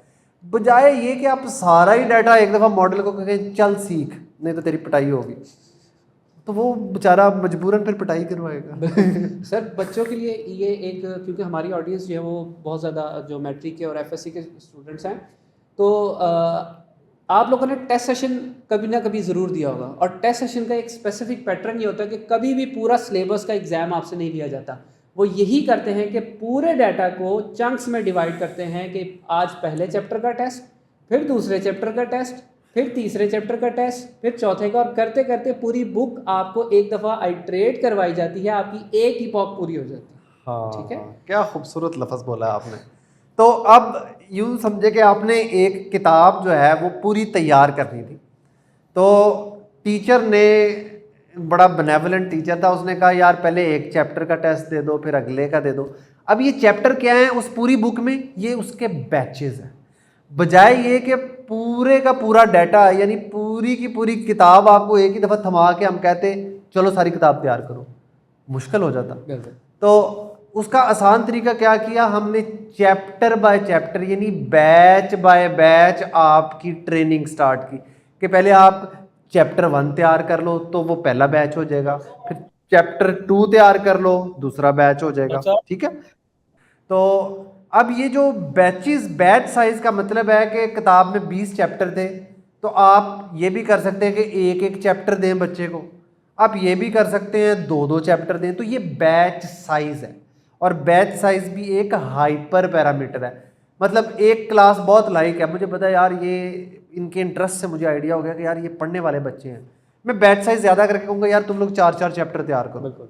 क्यों? क्योंकि मेरा एक्सपीरियंस था बच्चे पढ़ाने का, उससे मुझे आइडिया हो गया यार ये तो बड़े पढ़ने वाले बच्चे हैं, इनको ज़्यादा बैच साइज दे दो ताकि ये ट्रेन हो जाए। लेकिन अगर कोई क्लास जो है मुझे आइडिया हो यार इनके लिए ज़रा मामला बड़े मुश्किल हो जाएंगे, इतना सारा 20 चैप्टर तैयार करना, तो मैं उन्हें कहूँगा यार आप लोग रोज़ का ना एक एक चैप्टर तैयार करो। ठीक है, तो एक एक चैप्टर करते करते अब पूरी बुक ख़त्म होने में टाइम ज़्यादा लगेगा। नोट ये करना है आपने कि अगर मैं बैच साइज 4 चैप्टर रख रहा था तो 20 चैप्टर जल्दी ख़त्म हो जाने थे, लेकिन अगर मैं बैच साइज 1 चैप्टर रख रहा हूं तो 1 2 3 करते करते एक एक चैप्टर करते हमने 20 तक पहुंचना, टाइम ज़्यादा लगेगा। तो ये बैच साइज भी एक हाइपर पैरामीटर है जो आप यूज़ करते हैं अपने न्यूरल नेटवर्क को सिखाने के लिए, और आपको तजर्बे से पता चलता है कि यार इस न्यूरल नेटवर्क का बैच साइज मैं ज़्यादा रख सकता हूँ, इस न्यूरल नेटवर्क का बैच साइज जो है मुझे ज़रा कम रखना चाहिए। और जब एक अगला जो लफ्ज़ हारिस ने बोला था वो था ईपॉक। ईपॉक यूँ समझे कि एक पूरी किताब है, मतलब आपने पेपर देना था किताब का जिसमें 20 चैप्टर थे, तो अब ये 20 चैप्टर मैंने आपको एक एक चैप्टर करके पढ़ाए, तो बैच साइज क्या हो गया 1 चैप्टर, लेकिन ये पूरी किताब एक ईपॉक है। ठीक है, तो एक दफ़ा जब हमने पूरी किताब पढ़ ली चैप्टर बाय चैप्टर तो हमारा एक ईपॉक कंप्लीट हो गया।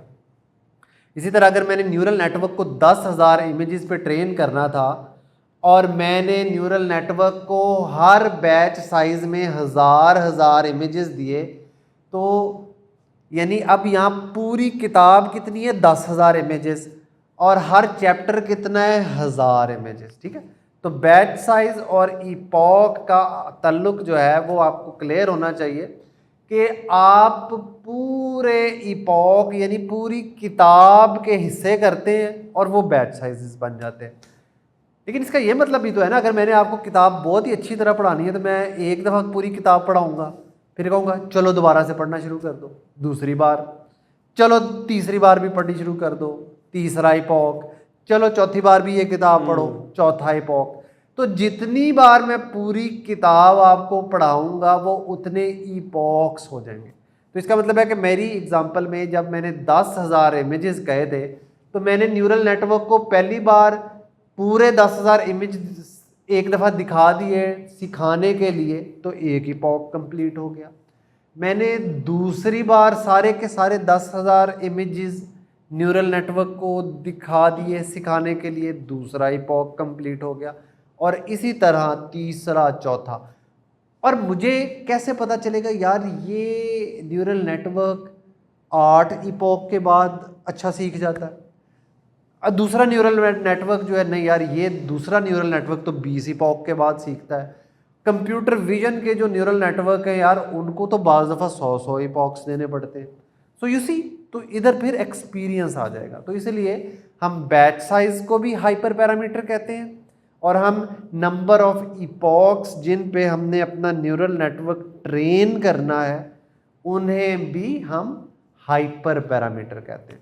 तो अभी तक हमने 3 हाइपर पैरामीटर मेरे ख्याल हारिस डिस्कस किए हैं। लर्निंग रेट एक हाइपर पैरामीटर है, बैच साइज दूसरा हाइपर पैरामीटर है, नंबर ऑफ इपॉक्स तीसरा हाइपर पैरामीटर है, और बाद में हम देखेंगे कि जब हम न्यूरल नेटवर्क बनाते हैं तो उसमें भी कुछ हाइपर पैरामीटर्स आते हैं। Okay so here comes another hyper parameter. अब इमेजिन करें कि आपके पास न्यूरल नेटवर्क्स तो आप लोगों ने देखा था, आई अज्यूम मैं उसकी पिक्चर आप लोगों के सामने हाँ, एक पिक्चर अगर हमारे सामने आ जाए ना तो जबरदस्त। ये आपके सामने न्यूरल नेटवर्क है, इसमें बहुत सारे न्यूरॉन्स हैं। हर न्यूरॉन में उसको जो डाटा मिलेगा उस पर एक डिसीजन करना है, एक फ़ैसला करना है, और उस फैसले की वैल्यू आगे वाले को पास करनी है, अगले न्यूरॉन को पास करनी है। और अगला न्यूरॉन भी क्या करेगा, जो डाटा उस तक मिल रहा है, उस तक पहुंच रहा है, उस इंफॉर्मेशन को देखेगा और अपनी एक वैल्यू, ठीक है, एक रिज़ल्ट आगे दे देगा। और जिसे कहते हैं ना कि लेयर बाय लेयर अगर चलें तो तमाम, हमने पिछले उसमें देखा था कि फर्स्ट लेयर के जो न्यूरॉन्स होंगे उनकी जो वैल्यूज़ होंगी वो सिंपल असम्पशंस पर, सिंपल चीज़ों के ऊपर चल रही होंगी, और जैसे जैसे आगे जाते जाएंगे वो वैल्यूज़ कॉम्प्लेक्स होती जाएंगी, और एट द एंड आपके पास जो आखिर पे न्यूरॉन लगा होगा वो क्या करेगा, वो उनका एक ऐसे समझने के एक बड़ा बूढ़ा होगा जो तमाम वैल्यूज़ को देखते हुए एक फ़ैसला देगा कि इन वैल्यूज़ को देखते हुए, या वो जज बैठा होगा कि इन फैसलों को, इन गवाहों को देखते हुए, इन गवाहियों को देखते हुए मैं ये फ़ैसला करता हूँ कि ये जो चीज़ है ये कैट है या ये डॉग, ये इमेज कैट है या ये इमेज नॉन कैट है। मेरी पसंदीदा एग्जांपल आपको पता है ना। सो अच्छा, इसमें एक चीज़ हमने जो ज़हन में रखनी है कि हमारे पास हिडन लेयर और आउटपुट लेयर का कॉन्सेप्ट जो है वो आपके जहन में हमेशा क्लियर रहना चाहिए। जो न्यूरॉन या नंबर ऑफ न्यूरॉन्स फैसला करते हैं, यानी बड़े बूढ़े हैं, वो आउटपुट न्यूरॉन्स हैं, और उनसे पीछे जितनी भी लेयर्स हैं वो सारी की सारी हिडन लेयर्स हैं। और वो लेयर जिस जगह आप ये इनपुट देते हैं वो इनपुट लेयर है, ठीक है। तो एक न्यूरल नेटवर्क में हमारे पास 3 टाइप की लेयर्स होती हैं। एक इनपुट लेयर जिधर से हम इनपुट दे रहे हैं, एक आउटपुट लेयर जिधर से हमें फैसला यानी क्लासिफिकेशन या रिग्रेशन मिल रही है, और दरमियान की लेयर्स वो सारी हिडन लेयर्स हैं। और इन लेयर्स पे हमने ये फैसला करना होता है कि हम किस किस्म का न्यूरॉन लगाएं। तो अभी आसानी के लिए आपने जहन में रखना है कि हिडन लेयर में हम हमेशा रीलो लगाएंगे। याद है ना, रीलो मैंने कहा था मैक्स फंक्शन है और दुनिया का सबसे पॉपुलर न्यूरॉन है। मैक्स फंक्शन क्या होता है, 0 और 10 में से जो बड़ा है वो वापस कर दो। अब 0 और 10 में से आपको पता है 10 बड़ा है तो वो 10 वापस कर देगा। या Z, मैं अब कह देता हूँ Z कुछ भी हो सकता है ना, इंटीजर, 10, 11, 12, 15, 20। तो रीलो न्यूरॉन जो है ये साइंटिस्ट ने एक्सपेरिमेंट करके पता चलाया है कि हिडन लेयर में अगर आपको कुछ नहीं ना पता कि क्या न्यूरॉन लगाएं, आप चुप करके रीलो यूज़ कर लें। तो आप देखेंगे कि आज की जब हम इम्प्लीमेंटेशन करेंगे तो हिडन लेयर में अगर हम आपको ना बताएं कि कौन सा न्यूरॉन है, तो वो कौन सा होगा? रीलो। ठीक है, तो रीलो न्यूरॉन जो है ये हमारा फेवरेट होता है हिडन लेयर के लिए। अब बाकी बची आउटपुट लेयर। आउटपुट लेयर पे अब अगर तो बाइनरी क्लासिफिकेशन है, बाइनरी क्लासिफिकेशन आने से याद कराना मुझे, क्या होती है भला? सर ये मैंने तो इतनी दफ़ा याद करवाई है, ये बच्चों से याद करवा लेते हैं। बच्चों से पूछते हैं कि बच्चों यार से ये पूछते हैं। बाइनरी क्लासिफिकेशन क्या होती है भला? कुछ सुनी सुनी सी बात नहीं लगती? वाह जबरदस्त। Yes no, smoker, non smoker, covid positive, covid negative, बिल्कुल ठीक है। तो अगर आपकी आउटपुट यानी आपका जो बड़ा बूढ़ा है उसने बताना है कि ये स्मोकर है या नॉन स्मोकर है, अगर आपकी आउटपुट पे आपने बाइनरी क्लासिफिकेशन करनी है तो फिर आप एक डिफरेंट न्यूरॉन यूज़ करेंगे, उसका नाम है सिग्मॉइड। अब ये सिग्मॉइड क्या है इसे भूल जाएं, सिर्फ ये याद रखें कि सिग्मॉइड जो है आपको 0 1 हाँ ना यस नो में जवाब दे देगा। ठीक है, और इनको अगर मैं याद करवाऊँ तो ये वही सिग्मॉइड है, ये वहाँ पे भी इस्तेमाल होता है जब आप लोगों ने लॉजिस्टिक रिग्रेशन पढ़ी थी, हाँ तो वहाँ पे भी 0-1 में कन्वर्शन हो रही थी। आप यूं समझे सिग्मॉइड एक्चुअली लॉजिस्टिक रिग्रेशन। बिल्कुल लॉजिस्टिक रिग्रेशन को हमने न्यूरॉन बनाया, वो सिग्मॉइड बन गया। बिल्कुल। तो वो जहाँ पे भी आपने हाँ या ना में फैसला लेना है तो आप लॉजिस्टिक रिग्रेशन चुप करके वहाँ पे लगा देते हैं, बस उसको कह देते हैं तुम यहाँ तुमने बैठ के बस फैसले हाँ ना में जवाब देना है। तो आउटपुट में फिर आप सिग्मॉइड न्यूरॉन यूज करते हैं। ठीक है, और हिडन में कुछ पता नहीं तो रीलो न्यूरॉन यूज करते हैं। अगर पता है, जब आपको पता चल जाएगा फिर और डिफरेंट टाइप के न्यूरॉन है, लेकिन अभी हम उनमें इंटरेस्टेड ही नहीं। अब इमेजिन करें कि ये तो बाइनरी क्लासिफिकेशन की आपके सामने एग्जांपल हो गई और आप लोगों ने चीज़ें पढ़ी भी हुई थी तो फ़ौरन से क्लियर हो गई। फ़र्ज़ करें अब ऐसा मसला आपके सामने आता है कि जहाँ पे डाटा के अंदर आपके पास 10 मुख्तलिफ़ चीज़ें हैं और आपने उन 10 चीज़ों में से आपको एक दिखाई जाएगी, मतलब आपने गैस करना है कि ये क्या कहते हैं, अगर हम फ्रूट्स की टाइप्स ले लें 10 10 से ज्यादा है, तीन की तीन से बता तीन दें। ले हाँ, लेते हैं, तीन से तीन फ्रूट्स की टाइप ले लेते हैं। तो बल्कि इसको और आसान कर लेते हैं कि हम शेप्स ले लेते हैं, सर्कल, ट्रायंगल और रेक्टेंगल। वाह ठीक है, जबरदस्त। अब आपने 3 शेप्स आइडेंटिफाई करनी है और उस न्यूरल नेटवर्क ने एट द एंड फैसला करना है इन तीनों में से कि ये जो मुझे इनपुट दी गई थी ये ट्रायंगल था, सर्कल था कि रेक्टेंगल था। रेक्टेंगल। तो क्या अगर हम एक ही फैसला करने वाला बिठा के बाबा जी को बिठा दें तो और वो बाबा जी यस नो कर सकते हैं। यस नो कर दें, तो अब आप उसको ट्रायंगल देंगे, वो कह देगा नो। ठीक है, आप उसको रेक्टेंगल दे देंगे, वो कह देगा यस। अब आपको उस चीज़ से नहीं पता चलेगा कि ये किसको यस कह रहा है, किसको नो कह रहा इसको है। नो कह। अब आपको ये चीज़ नहीं पता चल रही। इट मीन्स कि अब आपको ऐसी चीज़ चाहिए कि जो आपको एक से ज़्यादा क्लासेस में फ़र्क करना बताए। ठीक है, अब आपको बाबा जी बदलने पड़ेंगे। ठीक है तो उन बाबा जी का नाम है सॉफ्ट मैक्स।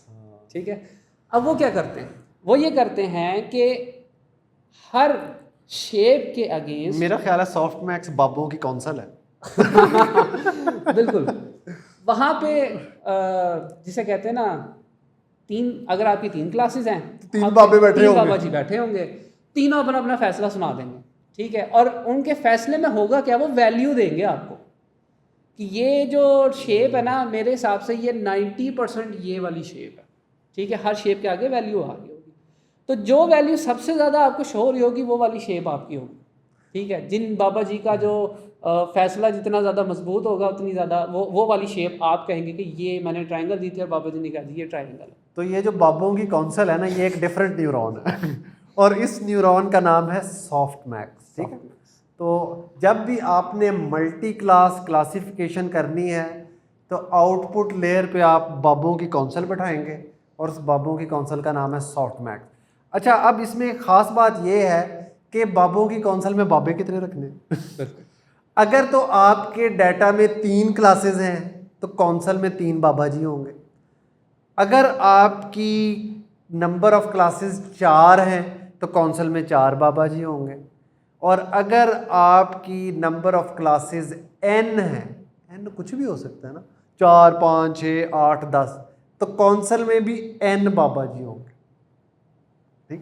तो सॉफ्ट मैक्स में उतने ही बाबा जी होते हैं जितनी आपकी नंबर ऑफ क्लासेस होती हैं डाटा में। और ये जहन में रखिएगा, नंबर ऑफ क्लासेस सिर्फ महदूद नहीं है 10 तक, ये 10,000 भी हो सकती हैं, 100,000 10,000 बढ़ती जा सकती हैं। जितनी आप क्लासेस उसमें ऐड करेंगे वो आप उसको हैंडल भी अब आपने करना और उतने बाबा जी भी आपने अरेंज करना। आउटपुट लेयर पे ये याद रखें, बिल्कुल। आउटपुट लेयर की बात कर रहा हूँ। फैसला बाबों ने करना था तो बाबे आउटपुट लेयर पे होंगे। हिडन लेयर पे आपने आंखें बंद करके रीलो लगा देना। बिल्कुल ठीक है सर। फिर हमने ये बता दिया कि इनपुट लेयर जो हमारा डाटा इनपुट के तौर पे लेती है। हमने हिडन लेयर्स बता दी जो उस डाटा के ऊपर फैसले देती जाती हैं अगली लेयर्स को, अगले न्यूरॉन्स को, और एट द एंड हमारे पास वो लेयर आती है जहाँ पे हमारे पास या तो एक बाबा हो सकता है या दो बाबा हो सकते हैं या उससे भी ज़्यादा बाबा जी हो सकते हैं। और मल्टी क्लास क्लासिफिकेशन की बात करें तो एक से ज़्यादा ही होंगे, दो से ज़्यादा होंगे बल्कि। तो वहाँ पे बहुत सारे बाबा होंगे, जितनी नंबर ऑफ क्लासेस उतने बाबा जी होंगे। तो इनपुट, हिडन लेयर्स और आउटपुट, ये वाले कॉन्सेप्ट आपके जहन में इसी तरीके से होने कि जब भी हम इनपुट बोले वो वाले न्यूरॉन जिनको इनपुट मिलेगी जो फर्स्ट टाइम डाटा रिसीव करेंगे। हिडन लेयर्स वो लेयर्स जो उनके अंदर से इंफॉर्मेशन निकाल के अगली लेयर्स को पास करती जाएंगी और वो लेयर्स बाय लेयर जो इंफॉर्मेशन है वो कॉम्प्लेक्स होती जाएगी। और आउटपुट लेयर वो वाली लेयर जहाँ पे उन सारी कॉम्प्लेक्स इंफॉर्मेशन का एक एंड रिजल्ट आपको सुनाया जाएगा, एक फैसला सुनाया जाएगा। ये 100 क्लासेस में से ये वाली आपकी क्लासेस, मिसाल के तौर पे आप ऐसा डाटा सेट, ऐसा न्यूरल नेटवर्क बनाते हैं जो दुनिया में जितने सारे जानवर हैं उन तमाम जानवरों में से एक कोई सी भी आप इमेज देंगे, लेट से आप एक तोते की इमेज दे देते हैं तो वो दुनिया के जितने जानवर हैं उनमें से ये ढूंढ के बताएगा कि ये तोते की इमेज है। तो अब आप ये देख लें कि अगर आप 1,00,000 स्पीशीज़ को भी कंसिडर कर लें, ठीक है, तो वो उसमें से अब वो एक क्लास आपको बता रहा है, तो वो एक बाबा जी का फैसला आप तक पहुंचा और आपको एंड रिजल्ट मिल गया इन तमाम इनपुट, हिडन और आउटपुट लेयर्स की कॉम्बिनेशन से। ठीक है, और उसके अंदर जो रोल है वो क्या प्ले कर रहे हैं, कौन प्ले कर रहे हैं? Activation functions. उन बाबा जी को हम कहते हैं एक्टिवेशन फंक्शंस। अब ये ना ज़हन में बिठा लीजिएगा कि बाबा जी बोलना है, एक्टिवेशन फंक्शन कहना है। न्यूरॉन और एक्टिवेशन फंक्शन जो है ना, ये हम इंटरचेंजेबली यूज़ करते हैं। हम ये लेयर के अंदर जो है इन्हें न्यूरॉन्स भी कह सकते हैं और हम इन्हें एक्टिवेशन फंक्शन भी कह सकते हैं। तो ये दोनों लफ्ज़ इंटरचेंजेबल हैं। आपका दिल चाहे न्यूरल नेटवर्क के अंदर हर जो गोल दायरा है उसको न्यूरॉन कह लें या एक्टिवेशन फंक्शन कह लें, तो इनको आप इंटरचेंजेबली यूज़ कर सकते हैं अभी के लिए। बाद में हम देखेंगे इनमें एक बारीक सा फ़र्क है, विल टॉक अबाउट इट। तो सर फिर हम प्लेग्राउंड पे चल के इनको दिखाएं। जी बिल्कुल, मेरा ख्याल है प्लेग्राउंड में आगे हम टेंसरफ्लो की प्लेग्राउंड में मौजूद हैं, जहाँ पे हम न्यूरल नेटवर्क के ऊपर किसी भी किस्म की एक्सपेरिमेंटेशन करके उसको डिफरेंट डाटा के ऊपर, डिफरेंट एग्जांपल्स के साथ, डिफरेंट हाइपर पैरामीटर्स के साथ चेंजिंग करके टेस्ट करते हैं कि हमारा न्यूरल नेटवर्क किस तरीके से परफॉर्म कर रहा है। तो लास्ट लेक्चर में हमने आपको हाइपर पैरामीटर चेंज करके नहीं दिखाए थे, सिर्फ हम आपको ये दिखा रहे थे कि किस किस किस्म का डाटा हो सकता है। आप न्यूरॉन्स को ऐड कर सकते हैं, आप लेयर्स को ऐड कर सकते हैं, हिडन लेयर्स आपकी ज़्यादा हो सकती हैं, कम हो सकती हैं। अच्छा, वैसे मज़े की बात बताऊं, नंबर ऑफ हिडन लेयर्स भी एक हाइपर पैरामीटर है। बिल्कुल, हर लेयर में कितने न्यूरॉन होंगे ये भी एक हाइपर पैरामीटर, और कितनी लेयर्स होंगी, कितनी लेयर्स होंगी ये भी है। हर वो चीज़ जो आपको डेटा से पता नहीं चलेगी, आपको एक्सपीरियंस से आएगी या ट्रायल एंड एरर से आएगी, वो हाइपर पैरामीटर कहलाती है न्यूरल नेटवर्क्स की लैंग्वेज में।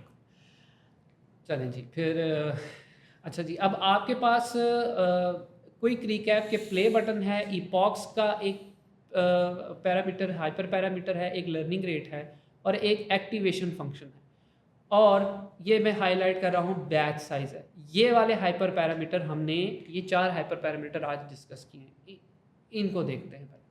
तो सबसे पहले लर्निंग रेट हमने डिस्कस किया था। तो लर्निंग रेट पे क्या करते हैं कि मेरे पास डिफरेंट ऑप्शंस आ रही हैं, तो मैं सबसे छोटा वाला लर्निंग रेट लेता हूँ, उसको सेलेक्ट करता हूँ। अब मेरा मॉडल क्या करेगा, अब आपके एग्जाम्पल आपके माइंड में वो आने चाहिए कि वो जो पहाड़ से उसने नीचे उतरना है ना, लॉस की तरफ जो जाना है, वो बहुत छोटे छोटे छोटे छोटे स्टेप्स लेके जाएगा। और अगर बुक्स वाली एग्जाम्पल पे चले जाएं तो आप यूँ कर लें कि बजाय एक चैप्टर के आप आधा आधा पेज करके लर्न कर रहे हैं, आपको पूरी बुक कवर करने में बहुत ज़्यादा टाइम लगे। ठीक है, ओके। अब मैं क्या करता हूँ कि मेरे पास सिंपल एक न्यूरल नेटवर्क है, मैं इसको स्टार्ट कर देता हूँ इसकी ट्रेनिंग। ठीक है, और मेरे पास जो अब लॉस देखें कि बहुत आहिस्ता आहिस्ता से मेरे पास जो है वो हो रहा है। और आपके पास जो आउटपुट स्क्रीन है जहाँ पे एक डिसीजन बाउंड्री बननी है, वो डिसीजन बाउंड्री बनने में बहुत ज़्यादा टाइम लगेगा।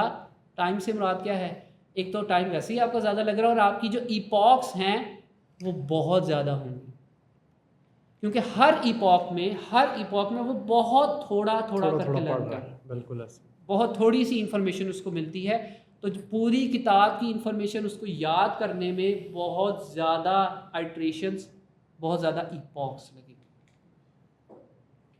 तो ये अब आप देख रहे हैं कि हमारी जो इपॉक्स हैं वो 3000 के करीब, बल्कि 3000 हो गई, ये क्रॉस हो गई 3000। तो अब हमारी कुछ कुछ डिसीजन बाउंड्री बनना स्टार्ट हो रही है और हमारा लॉस जो है वो अब 0 के नियर जा रहा है। लेकिन अब आपने ये देखा कि हमारी जो इपॉक्स हैं वो बहुत ज़्यादा हैं। इसका मतलब ये है कि अब हम लर्निंग रेट को थोड़ा सा बढ़ाएंगे तो हमारी इपॉक्स क्या होनी चाहिए, कम होनी होनी चाहिए। चाहिए। Very good. मेरा ख्याल है अब हम कम करते हैं, इसको रोक देते हैं।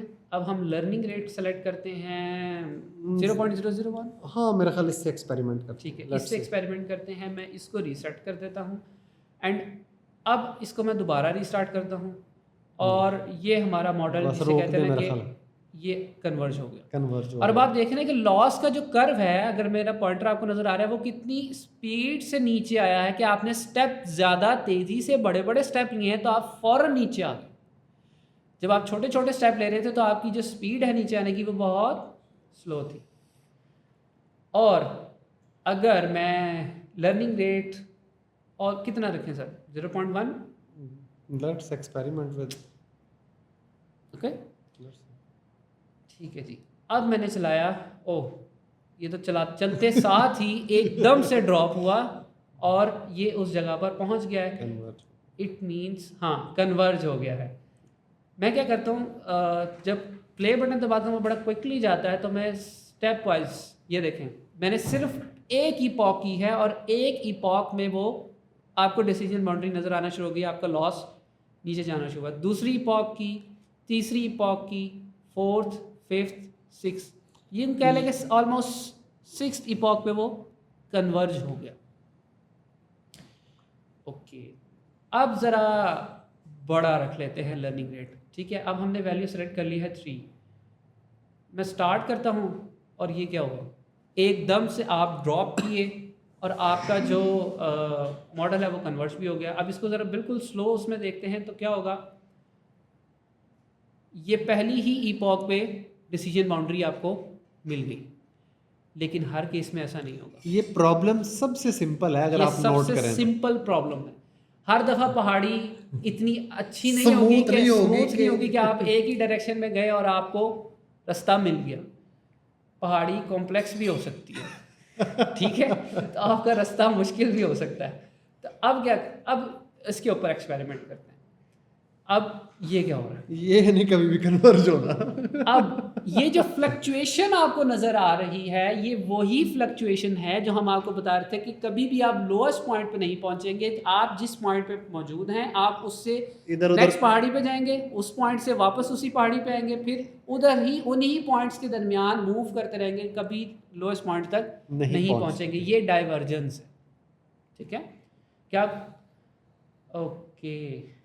तो फिर वापस सिंपल डाटा पे आते हैं और अच्छा, हमने आपको यही बताया था कि आपका जो एक्टिवेशन फंक्शन है, जब हमें कुछ नहीं पता तो हम क्या यूज़ करते हैं, रीलू। तो यहाँ पे आप सिलेक्शन भी देख रहे हैं कि मैंने रीलू सेलेक्ट किया हुआ है। हमारे पास और भी ऑप्शंस हैं लेकिन हमने रीलू किया हुआ। क्यों, ये हमारा दोस्त है, हमें जब कुछ नहीं पता होगा तो हमने हिडन लेयर में हम रीलू ही लगाएंगे। बिल्कुल।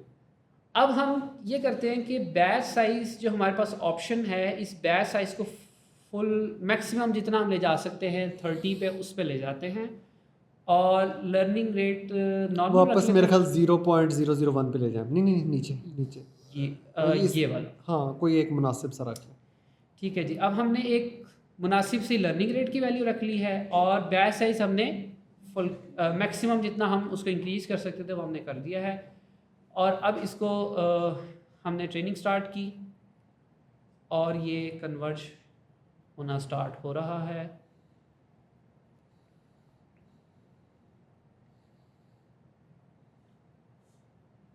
और कन्वर्जन्स जो है वो ऑलमोस्ट हो चुकी है, बट कुछ 2 पॉइंट्स मुझे बस ऐसे नज़र आ रहे हैं जो डिसीजन बाउंड्री के ऊपर है, ना वो येस में है ना वो नो में है।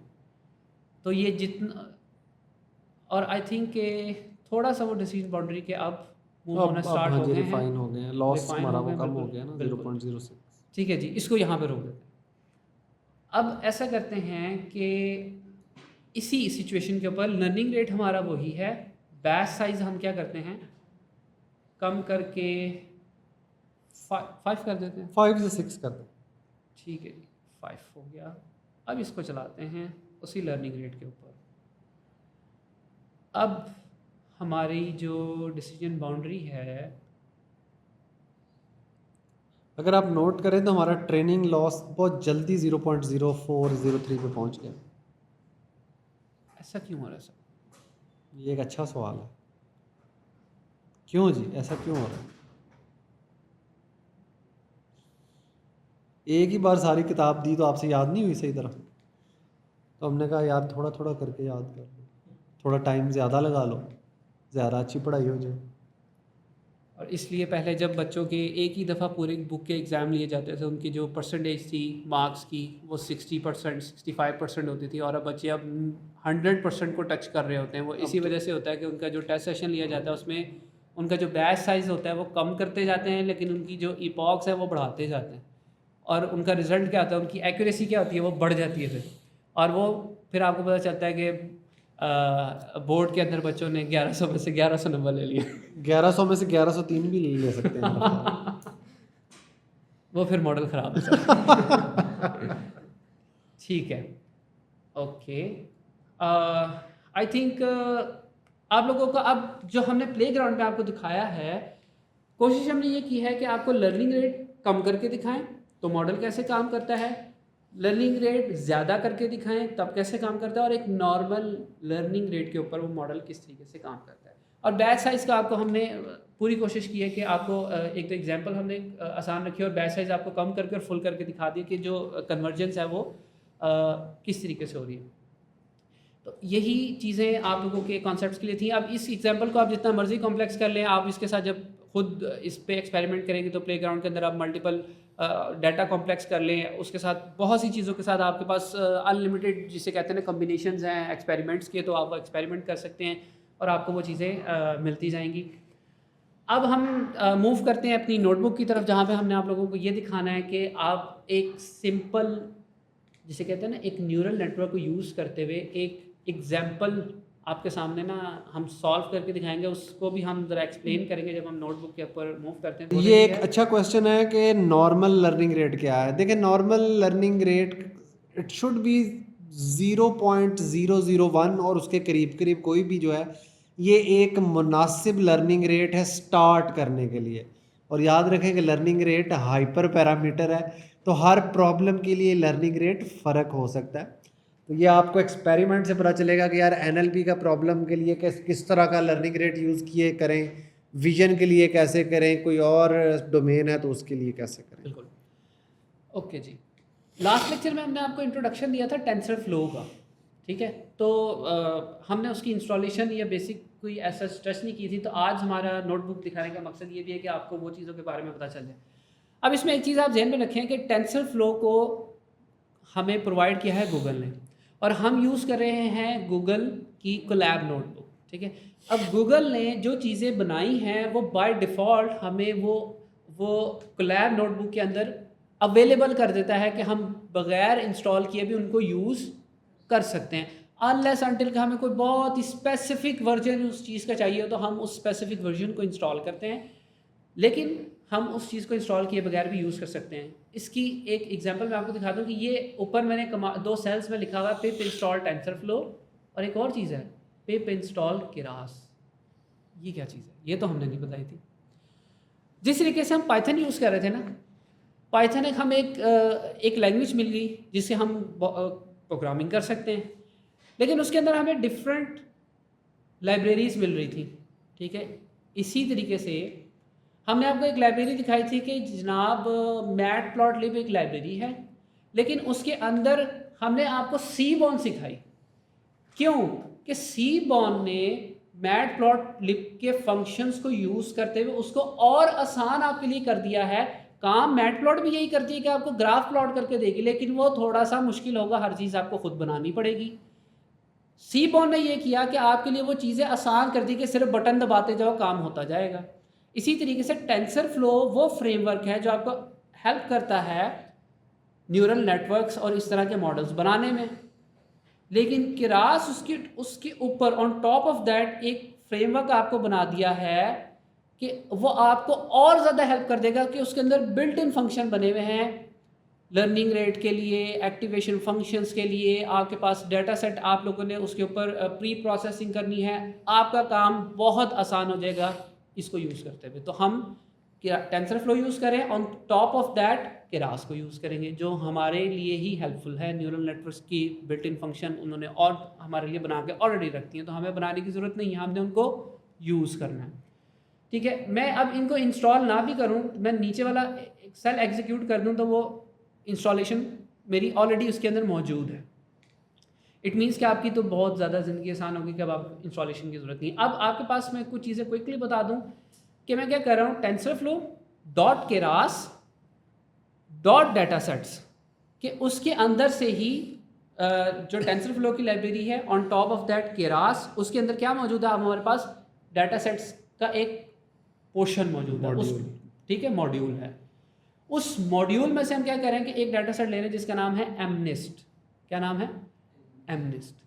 ये क्या बुलाया ये भी बताते हैं, ये भी हम दिखाते हैं बल्कि आज, ठीक है। उसके बाद हम क्या करें कि उसके अंदर से ही हम मॉडल्स वाला मॉड्यूल भी ले रहे हैं, और उस मॉडल में से हम क्या ले रहे हैं, सीक्वेंशियल।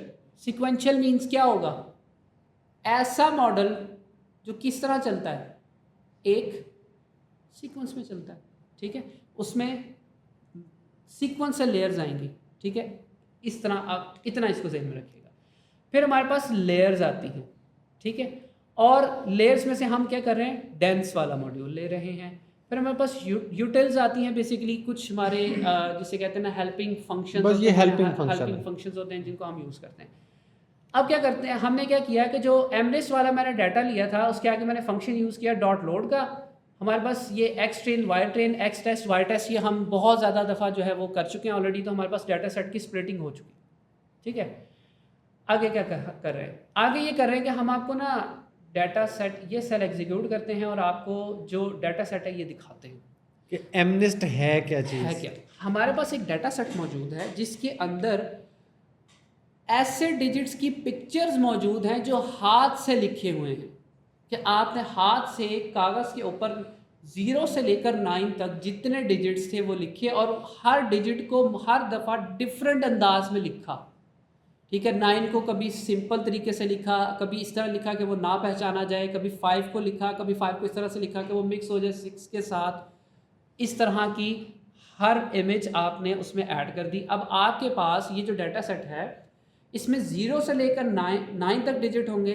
इट मीन्स कि इसमें आपके पास 10 क्लासेस बन जाएंगी, 0 से लेकर 9 तक 10 क्लासेस बन जाएंगी, कि अगर आप एक इमेज इनपुट करते हैं तो अब आपने 10 क्लासेस में से बताना है कि ये 1 है, 3 है, 7 है, 9 है या 8 है, ठीक है।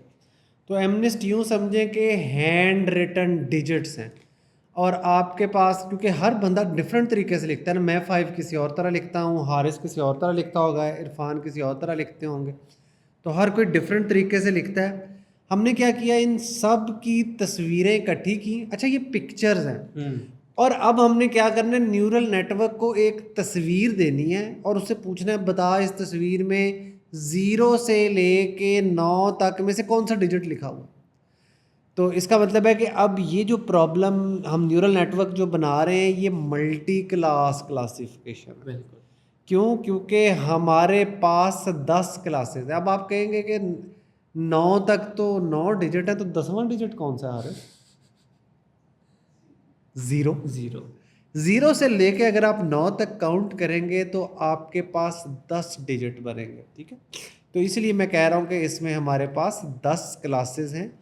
इनपुट के तौर पे हम एक हैंड रिटन डिजिट का इमेज देंगे, न्यूरल नेटवर्क उसको अपनी हिडन लेयर्स में से प्रोसेस करेगा और उसके बाद आउटपुट लेयर पे एक बाबों की काउंसिल बैठी होगी जिसका नाम होगा सॉफ्ट मैक्स, और सॉफ्ट मैक्स हमें बता देगा जी कि जो गिवन इमेज है 0 से लेके 9 तक में से ये एक्चुअली 4 है, 5 है, 1 है, 7 है। तो वो हमें जो इमेज का लेबल है वो, यानी वो इमेज में जो लिखा है वो हमें रिटर्न कर देगा एज आ प्रेडिक्शन। बिल्कुल। अब आगे ये करते हैं कि हम डाटा पे थोड़ी सी प्री प्रोसेसिंग करें, वो नेक्स्ट टाइम हम डिस्कस करेंगे। अभी हम सिर्फ आपको ये दिखा रहे हैं कि हमारे पास जो डाटा है उसकी जो शेप्स हैं, ट्रेनिंग जो हमारे पास इनपुट डाटा है, टेस्टिंग इनपुट डाटा है, ट्रेनिंग आउटपुट डाटा है और टेस्टिंग आउटपुट डाटा है, उनकी शेप्स कैसी हैं, उनमें कितना कितना डाटा सेट हमारे पास आ रहा है। अब आप ये देख रहे हैं कि मेरे पास जो ट्रेनिंग के वक्त मैं इनपुट डाटा दूंगा वो 60,000 इमेजेस होंगी और जो हर इमेज का जो साइज़ है वो होगा 28/28। ये 28/28 से क्या मुराद है? रो में भी 28 नंबर है और कॉलम में भी कॉलम में भी 28 नंबर 28 है, नंबर है। यानी टोटल कितने नंबर है? 28 मल्टीप्लाइड बाय 28 विच इज़ 784, यानी कि ये 784 नंबर्स का एक वेक्टर। और अगर नंबर्स को मैं मज़ीद थोड़ा सा डिफाइन करूँ क्विकली, तो आपको पता है कि जो इमेज है, एक तस्वीर है, वो किस से मिलके बनती है? छोटे छोटे डॉट से मिलके बनती है पिक्सेल्स जिनको जिन्हें कहते हैं पिक्सेल्स। तो एक इमेज जिसका साइज़, जिसकी हाइट भी 28 हो, विड्थ भी 28 हो, इसका मतलब है उसके अंदर हाइट में भी 28 पिक्सल्स हैं, विड्थ में भी 28 पिक्सल्स हैं, और जब आप उन तमाम को मल्टीप्लाई करेंगे तो आपके पास 784 जो पिक्सल्स हैं वो टोटल बनेंगे। तो अब एक इमेज जब आप न्यूरल नेटवर्क को पास करेंगे तो वो ऐसा नहीं होगा कि पूरी इमेज एक न्यूरॉन में से पास हो रही होगी, आप पूरी इमेज को पिक्सल्स में तोड़ेंगे और वो इमेज दे देंगे। तो आपकी जो इनपुट है वो कैसे डिफाइन हुई? जो आपकी इमेज के साइज़ के मुताबिक जो पिक्सल बनते हैं उतनी इनपुट आपने जो न्यूरॉन्स हैं वो आपके होंगे पहली लेयर में, ठीक है। तो अब आपके पास जो ट्रेनिंग डाटा है उसके अंदर आपके पास 60,000 इमेजेस उसके अंदर भी मौजूद हैं, और आपका जो क्या कहते हैं, अच्छा, अब आपने क्या किया है कि यहाँ पे देखें 28/28 शो हो रहा है और यहाँ पे सिर्फ 784 शो हो रहा है, ठीक है। ये क्या हुआ? मैंने अभी आपको जो सिंपल सी चीज़ बताई कि आपने एक पहले इमेज थी, अब आप वो सिंपल किस में हो गई है? पिक्सल्स में कन्वर्ट हो गई है, एक रो बन गई है जिसमें वो सारे पिक्सल हमने इकट्ठे ऐसे रो में रख दिए, और अब उस रो में 784 कॉलम्स हर इमेज के लिए, हर इमेज के लिए, ठीक है। अब और जो हमारा वाई ट्रेन है उसमें 60,000 ही इमेजेस हैं, लेकिन उसके आगे क्या है? 10 आ रहा है। इट मीन्स कि हमारे पास 10 क्लासेस थी, तो 10 क्लासेस की जो आसानी के लिए हमने कहा कि इसमें से कौन सी क्लास, ये फिर नेक्स्ट कल इंशाल्लाह हम इसको और डिटेल में डिस्कस कर लेंगे। आगे हमारे पास हाइपर पैरामीटर्स, ठीक है। तो इसमें हाइपर पैरामीटर्स के अंदर कुछ चीज़ें आपको हम बता चुके हैं। इनपुट साइज़ हमारा शुक्र, इनपुट साइज़ जो है हमारा वो 784 है, जैसा कि एक्सप्लेन किया था। 28/28 का इमेज है। जब आप उसे एक सीधी लाइन में सारे नंबर्स को लिखेंगे तो वो एक 784 नंबर्स का वेक्टर बन जाएगा। फिर हमारे पास बैच साइज़ है। आपको पता है कि टोटल ट्रेनिंग इमेजेस हमारे पास 60,000 है, लेकिन हम 60,000 इकट्ठे तो नहीं देंगे। ये तो ऐसे ही है एक बच्चे को 20 के 20 चैप्टर देके को चलो तुम्हारा कल टेस्ट है, तो वो तो फिर फेल हो जाएगा। बिल्कुल। तो उसकी बजाय हमने ये कि बजाय हम 60,000 के 60,000 इमेजेस ने हमने कहा यार तुम ना 200 इमेज करके ना सीखते जाओ। ठीक तो है। बैच साइज़ हमारा 200 हो गया। फिर हमारे पास 3 हिडन लेयर्स है। अब ये 2 हाइपर पैरामीटर है। एक तो ये है कि हमने हिडन लेयर जो है 2 लगाई हैं हारिस। जी, 2 हाँ, 2 2 hidden हिडन layers। लेयर है हमारे पास और हर हिडन लेयर में कुछ नंबर ऑफ न्यूरॉन्स हैं। जैसे पहली हिडन लेयर जो है उसमें 400 न्यूरॉन्स हैं रीलो के, और जो दूसरी लेयर है उसके अंदर 20 न्यूरॉन्स हैं रीलो के। और आउटपुट के अंदर हमने जो बुज़ुर्गों की काउंसिल बनानी है उसमें 10 बुज़ुर्ग होंगे, यानी कि सॉफ्ट मैक्स में 10 न्यूरॉन्स का ग्रुप होगा। बिल्कुल। और ये चीज़ आप देख लें कि क्विकली कि हिडन लेयर 1 के अंदर पैरामीटर ज़्यादा हैं, फिर वो कम हो रहे हैं। क्यों? आपकी जो इनपुट लेयर थी उसमें डाटा बहुत ज़्यादा आ रहा था। उस इन्फॉर्मेशन को आपने क्या करते जाना है, नैरो डाउन करते जाना है। तो वो 400 हुई, फिर 20 हुई, फिर एट द एंड क्या हो गई, 10 पे चलेगी। उसके बाद आप क्या कर रहे हैं कि आप अपना एक जो मॉडल है उसको डिफ़ाइन कर रहे हैं कि मेरा मॉडल जो है वो उसके अंदर लेयर्स कौन सी होनी चाहिए, उसमें एक्टिवेशन कौन कौन सी होनी चाहिए। तो इसको डिटेल में हम बाद में देखेंगे क्योंकि इसके अंदर फंक्शंस भी हमें आपको बताने पड़ेंगे। मैं जस्ट इसको एग्जीक्यूट कर रहा हूँ और आपके सामने ना एक आउटपुट के अंदर वो आपको मॉडल की एक समरी दे रहा है कि जो आपने मॉडल डिफ़ाइन करके मुझे दिया है कि वो मॉडल किस किस्म का है। तो इसको देखना भी हम आपको सिखाएंगे। तो अभी क्योंकि आपको इस चीज़ के बारे में नॉलेज नहीं है तो इसको आज हम सिर्फ चला के इसको बिल्कुल। एंजॉय करते हैं। और नेक्स्ट यहाँ पे हमारे पास चला ट्रेनिंग दें। आ गया। ओके, तो अब मॉडल आपने डिफाइन कर दिया। अब आपने मॉडल की ट्रेनिंग करनी है तो वो फिट वाला फंक्शन वही पुराना आपका उसी तरीके से आ रहा है और उसके अंदर आपने जो डाटा देना था वो उसी तरीके से। और बैच साइज आप बता रहे हैं, इपॉक्स इसमें भी बता रहे हैं। ठीक है जी, एग्जीक्यूट करना स्टार्ट कर देते हैं। और यहाँ पे अब आप देखें कि इपॉक्स आ रही हैं 1/5। इट मीन्स मैंने अभी इपॉक्स सेट की हैं 5 कि वो डाटा को बैचेस में देखेगा। हर दफ़ा हर बैच में 200 इमेजेस आएंगी। वो एक बैच पूरा कंप्लीट होगा और एक इपॉक कंप्लीट होगी जब वो पूरी एक दफ़ा 60,000 इमेजेस देख लेगा। इट मीन्स वो 60,000 इमेजेस को कितनी दफ़ा देखेगा, 5 दफ़ा। 5 दफ़ा। और उसके साथ अब ये देखें, साथ ना वो आपको ये भी बता रहा है कि उसको 60,000 इमेजेस देखने में कितनी आइट्रेशंस लगती हैं, 300 आइट्रेशंस लगती हैं। तो वो जाके 60,000 इमेजेस पूरी होती है। ओके, साथ साथ आपको एक्यूरेसी मिली है कि जब वो स्टार्ट हुआ था पहली ईपॉक पे आपकी एक्यूरेसी थी 35%, 0.35। और फिफ्थ ईपॉक के बाद आपकी जो एक्यूरेसी होगी वो 0.87 हो चुकी है। और मॉडल के जो ट्रेनिंग का जो टाइम लगा है वो आपके सामने आ रहा है। अब क्या करना है, मॉडल को टेस्ट करना है क्योंकि अब आपने मॉडल ट्रेन कर लिया है। तो मॉडल को टेस्ट करते हैं और मॉडल टेस्ट करते हुए आपके पास एक उसको इमेजेस आप प्रोवाइड करेंगे। और इमेजेस प्रोवाइड करने के बाद क्या हो रहा है, अब वो उसकी प्रेडिक्शन दे रहा है कि जो इनपुट इमेज गई थी उसने क्या आउटपुट दी, जो इनपुट इमेज गई थी वो क्या आउटपुट दे रहा है। अब इसके अंदर हमारे पास चेक करते हैं कि कोई ऐसी इमेज जी 5 जो है ना हमारे पास ये वाला 5 बिल्कुल, है। ये वाला 5 भी, ये पॉइंटर कर्सर जो है मैं मूव कर रहा हूँ कि हमारा ये जो 5 है इसको उसने गलत प्रेडिक्ट कर दिया है। वो कह रहा है ये 8 है लेकिन एक्चुअली में ये 5 है। इसी तरीके से एक और ये वाला 5 है, इसको वो क्या प्रेडिक्ट कर रहा है, वो 6 प्रेडिक्ट कर रहा है। इसके अलावा आई थिंक हमारे पास कोई सफिशिएंटली ये एक्यूरेट है लेकिन अभी भी थोड़ा सा ना स्ट्रगल करता है। बिल्कुल। तो एक काम और करते हैं कि हम अपनी जो इपॉक्स हैं उसको इंक्रीज कर देते हैं। और हमने क्योंकि यहाँ पे भी वेरिएबल चेंज नहीं किया था, नेक्स्ट टाइम इसको करेंगे। इसको इपॉक्स कर देंगे। ओके, अब मैं इसकी जो ट्रेनिंग है वो दोबारा करता हूँ। अब ये 10 इपॉक्स के लिए ट्रेन हो रहा है। अच्छा, अब इसमें बड़ी इंटरेस्टिंग चीज़ एक हुई है वो मैं आपको बताता हूँ। वो ये है कि अब आप ये देखें कि पहली ईपॉक पे वो कहाँ से उसने एक्यूरेसी स्टार्ट की है, 0.88 से। ऐसा क्यों हुआ है? ऐसा इसलिए हुआ है कि हमने जब ट्रेनिंग दोबारा लगाई तो उसकी ट्रेनिंग वहीं से स्टार्ट हुई है जहाँ से वो उसने पिछली ट्रेनिंग रोकी थी। इट मीन्स एक्चुअल में इसकी कितनी ईपॉक्स हो गई अब, 15, 5 पहले वाली, 10 अब।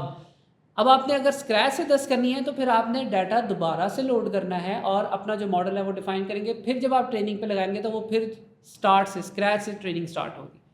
तो अब मेरी एक्यूरेसी जो है ना वो बढ़ गई है 0.91 पे, 91% एक्यूरेसी है मेरी आ गई। अब टेस्टिंग करते हैं ज़रा और अब देखते हैं कि क्या मॉडल, अब पहले हमारी 2 मिस क्लासिफिकेशन थी, अब कितनी मिस क्लासिफिकेशन आती है। और सबसे पहले तो मेरी नज़र दोबारा उसी वाले 5 पे पड़ी है कि जो मिडिल में हमारा 5 था वो अभी भी मिस क्लासीफाई हो रहा है और वो उसको 6 कह रहा है।